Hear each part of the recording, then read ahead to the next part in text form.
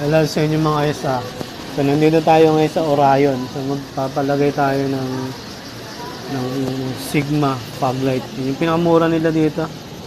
199 lang yata yun. Tinecheck nila ngayon. Ito na yung Sigma. So, fog light. Ang pinili natin is yung yellowish. Kasi sabi nila, maganda daw yung pag-shoot nila. So, tumatabas talaga sa ulan. So, yun yung recommended nila. So, may warranty din yan. So, ito na yung tsura niya. Nakakabit nila yun.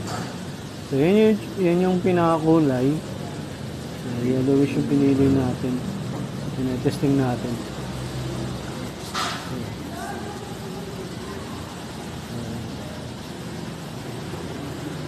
So, kung interesado kayo dito, pwede mag-iwan ng link sa description.